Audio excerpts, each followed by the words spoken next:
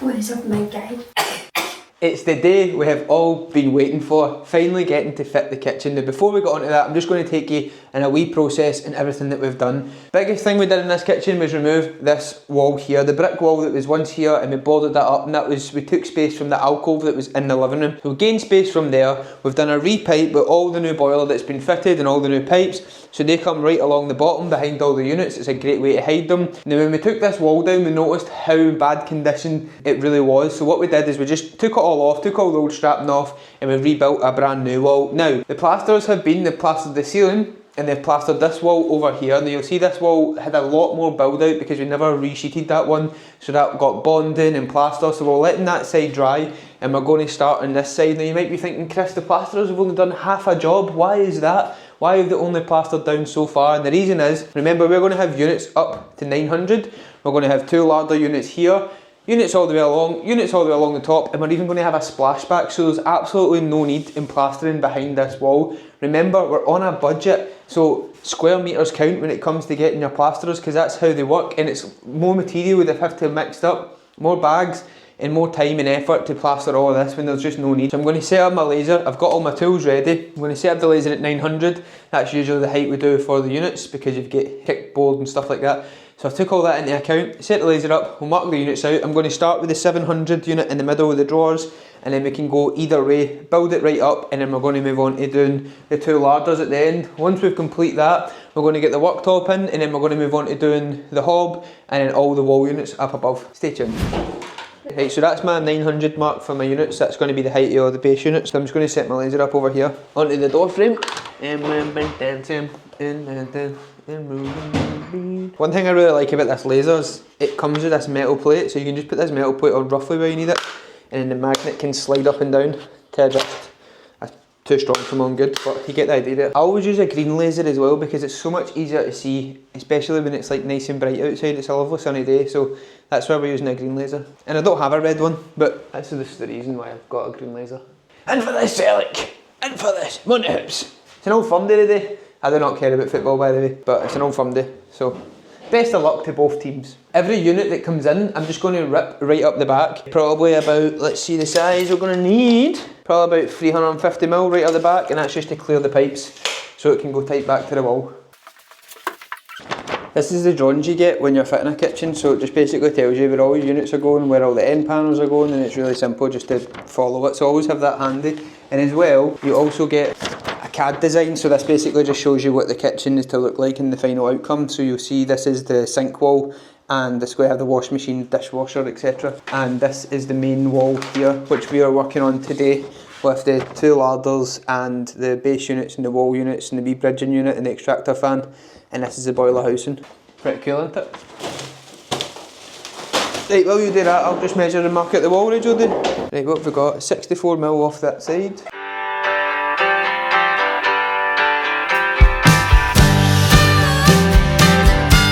Ho ho, we're on the money!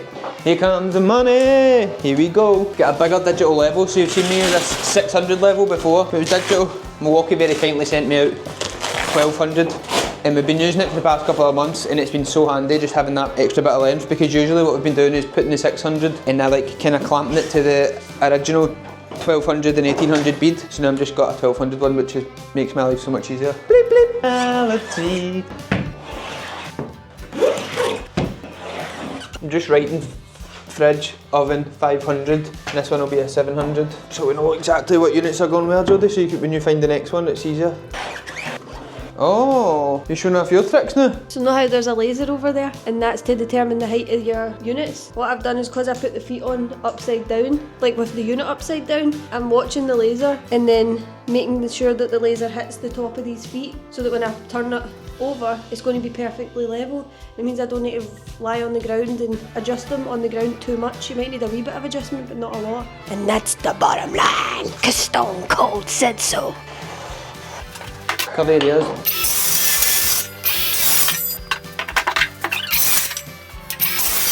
See, because that unit's getting drawers, I'm just going to take the back panel out. It means Mark can get in and do the guests.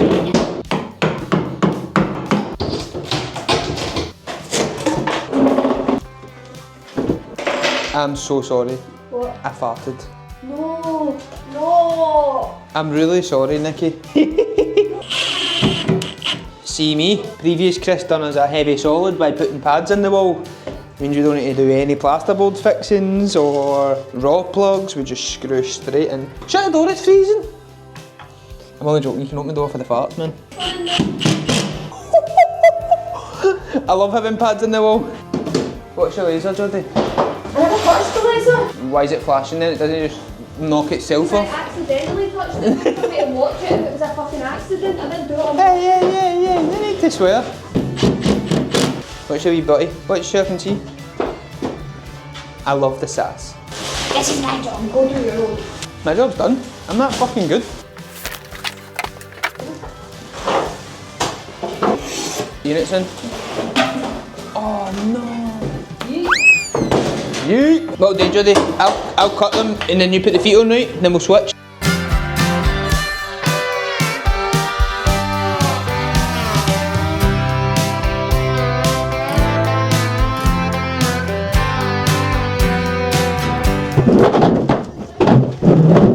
There you are, boys. This one's not even touching the ground. Your stick's not even touching the ground, man! Mate. The wee duck. No, your arse is absolutely stinking, mate. Stop. Hang on. Mills matter! You want to prep the 500 one? I'll put the 600 in.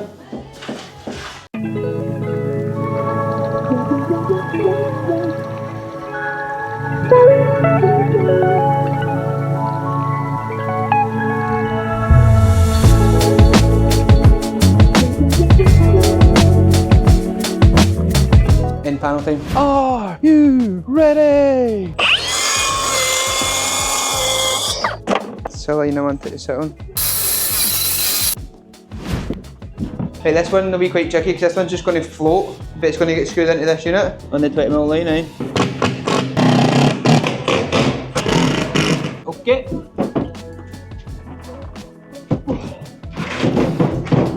Jodie, I'm going to throw this unit down to you, right?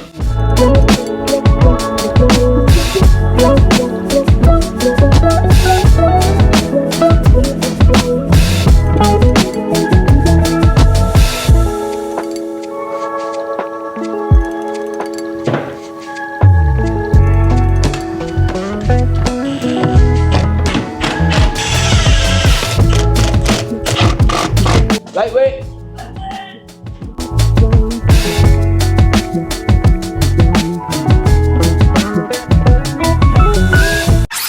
I've got to take the fucking check out for the pipes.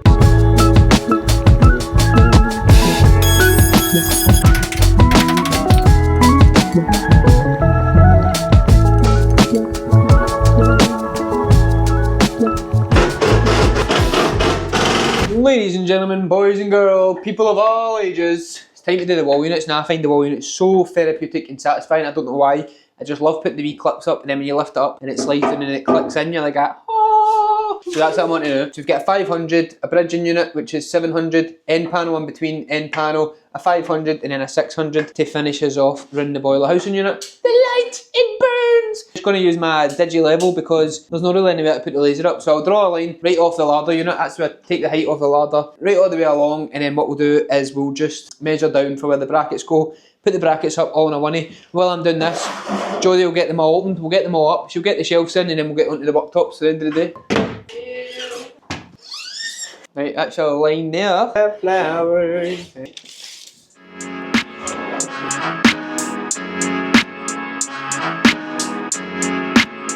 So this is the back of the unit, and these are the wee clips here. So what I do is I hold them up like that, measure down, size is 40mm. So that's the size down from the level line that we just drew. We're going to measure 40mm down, and then we'll draw our line again, and then that's where the top of the brackets are going to go to. I'm like an artiste. Rastafarian.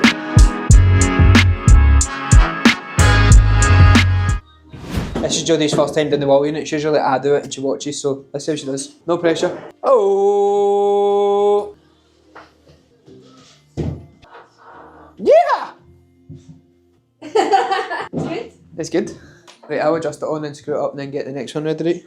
Proud of me? Very proud.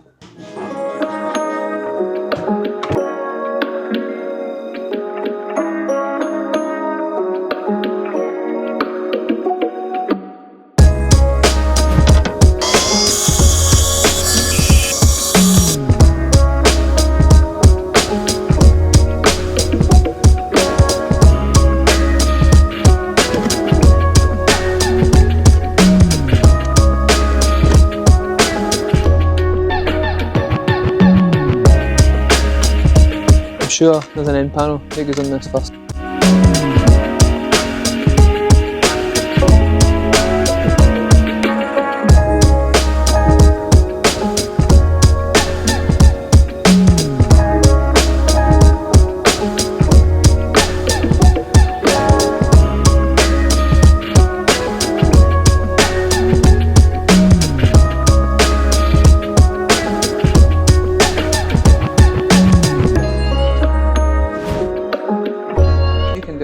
Manage. Well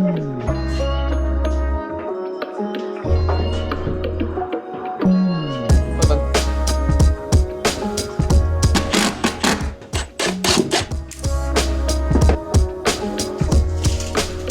$236.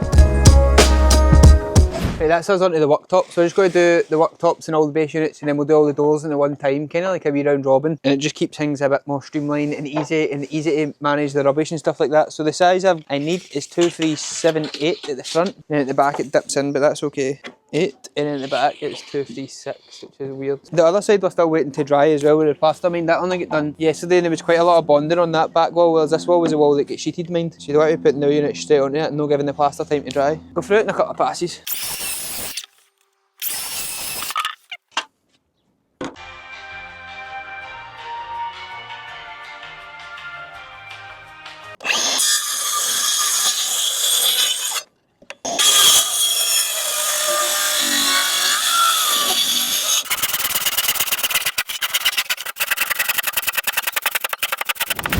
Ready, big guns? Ready.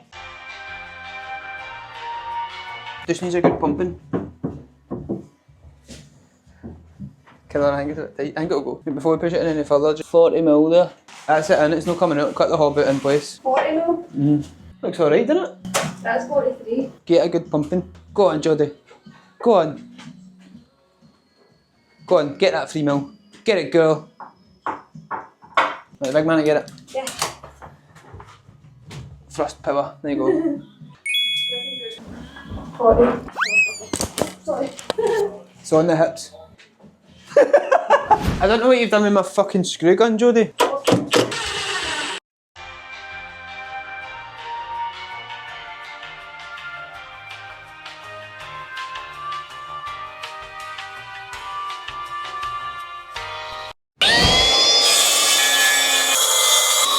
That'll do.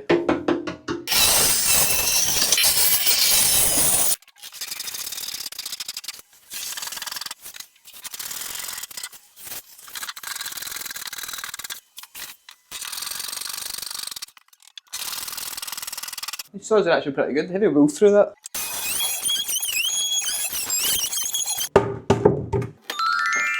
Ta-da!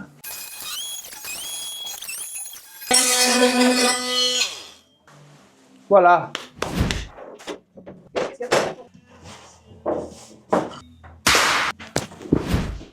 Ready for another day. We are back, and yesterday we achieved quite a lot. We got all this side done, all the base units, the wall units, the worktop. We left the boiler housing unit. The reason is the plumbers have still got to drill the flue for the boiler. They'll be back at some point this week to do this. This side of the kitchen we're focusing on is the utility side, if you like. So it's going to have a wee unit here, 600, 600, and then we're going to have dishwasher and washing machine. So this is going to be the side where you can do your washing, cleaning, tidying up. And over the other side is the side where you're going to do all the cooking and prep. That's my kind of plan behind this kitchen. We've got a little slight issue. The wall runs off in this back corner, about 30mm. So if we start in the kind of middle of the room, what we're going to do is we're going to get the worktop in. And because it's getting a splashback, the plasterer is going to come and he's going to add more bonding and more plaster to the back of this. And that's the only reason he's going to do that is because we're getting a big splashback right along. So see so that that doesn't have a gap at the top and that goes tight to the wall. Once the worktop's in, that kind of gives him a big straight edge to work to. Now we could scribe the worktop in, but there's no need for that when we can fix it with plaster and it's going to be a-okay. First unit we're going to need in is a 600.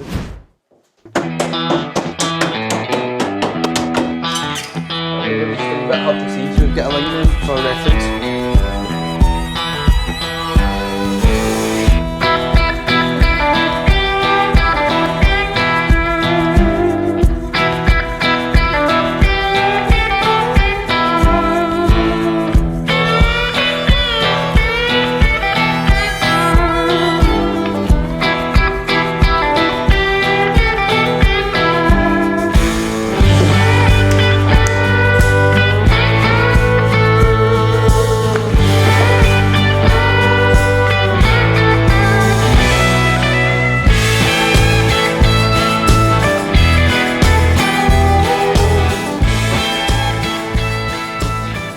reason I'm not taking all the way to the floor is because there's going to be a dishwasher here and it looks so much better when the plinth runs right all the way along. It just looks well smart.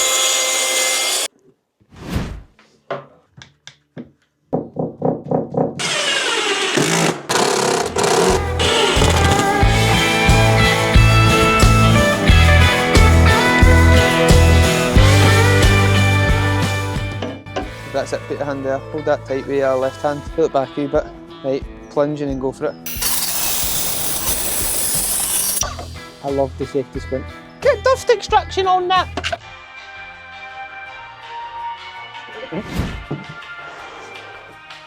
50mm there, 45.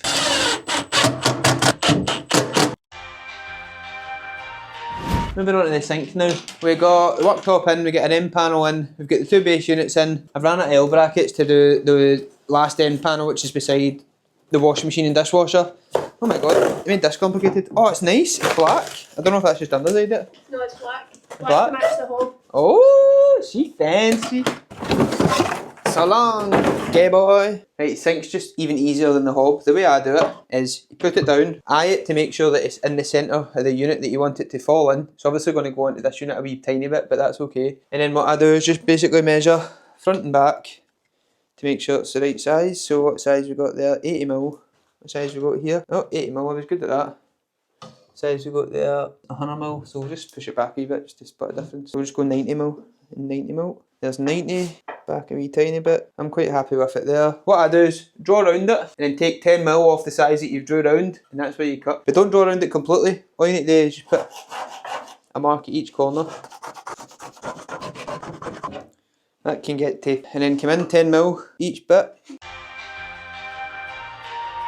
What the heck? Oh, I've never done this corner. Aye, aye, aye. Give me the sink back. That was a mistake. Sorry, everybody.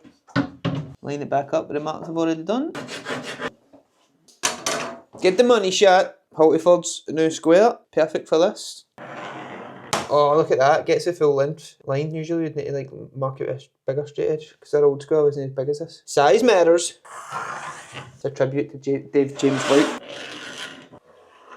Party lemon party. There we go, track again. Gonna be class. Everybody's gonna go mental because I've not got dust extraction. But you know what? I'm living life on the edge today.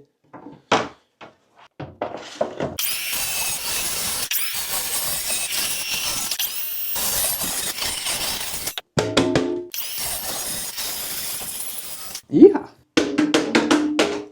Sometimes it's too hard to get the dust extraction in and keep it accurate without the track moving and all that part.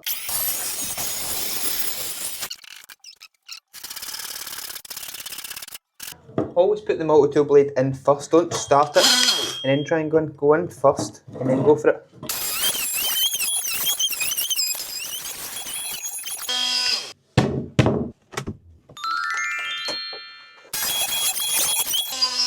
So even though I know it's going to be perfect, I still get so nervous that I think it's going to fall right through. Done, dusted. Whoppa, whoppa, done. Nice.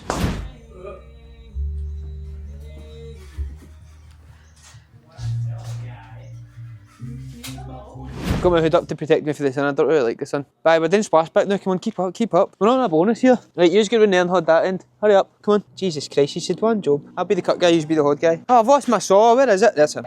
You're trying to hide that from me.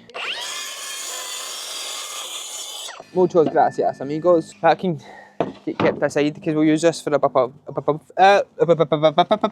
stay out there, man. You didn't follow me. You're running away now. We'll just mark out the units because we know what the units are. We've got a 500, and then we've got a 700. 500 add 700 is 1200. So we'll just go 1200, and then 1200 add 500 is 1700, and 1700 is there. Hey.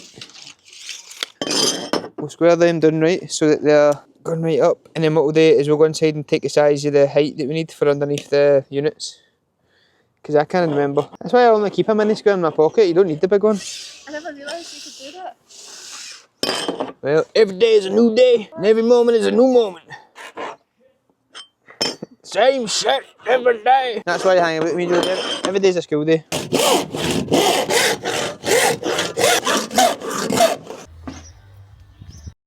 Oh, it's a bit tight.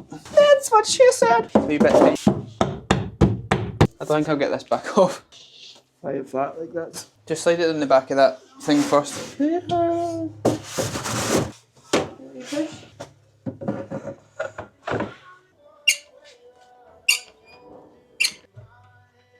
That bit's perfect.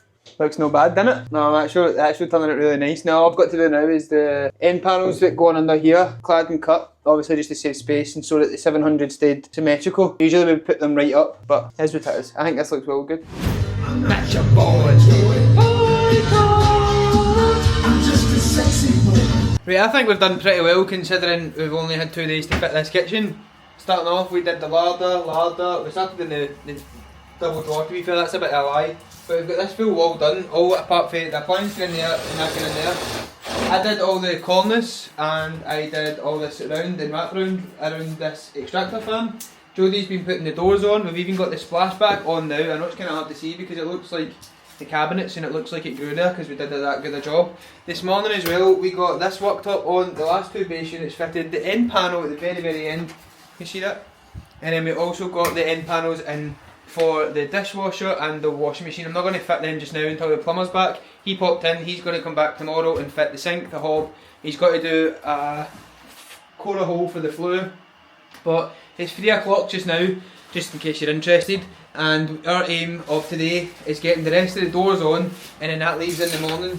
I might even get it done today, just getting the fridge in, the drawers down the bottom, and then that slides the oven and microwave in. So we're making perfect good timing.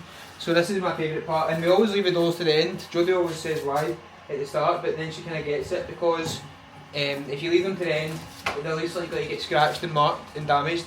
So that's a wee tip for you, and plus it's really satisfying once you get to this bit. You've done all the hard work, you've done the worktop, you've done the splashback, you've done the filler pieces. I forgot to mention I did the filler pieces, didn't you? Done all that, and then it's just a case of put the doors on and up the road. Easy way to finish the day instead of stressing yourself out with doing the bit hard bits at the end of the day. Let's get the doors on. Head, shoulders, knees and toes, and eyes and heels. Living in the sunlight, life in the rain.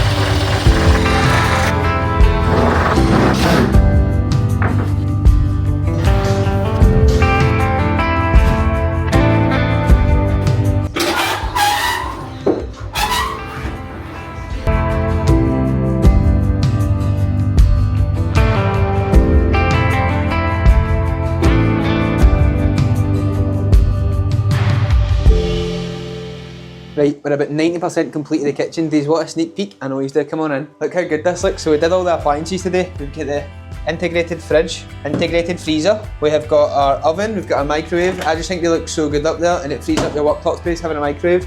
Great wee cupboard up above. Don't know what I'm going to put in there yet. Got a drawer down below. That's still to be finished, Jodie. Anyway, cupboard, drawer, cupboard.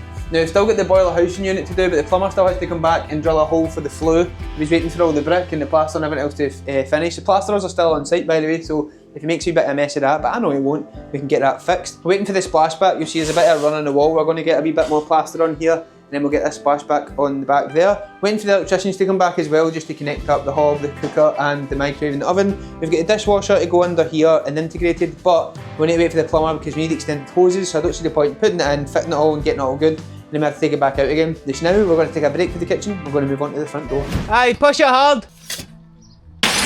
Oh, what a shot.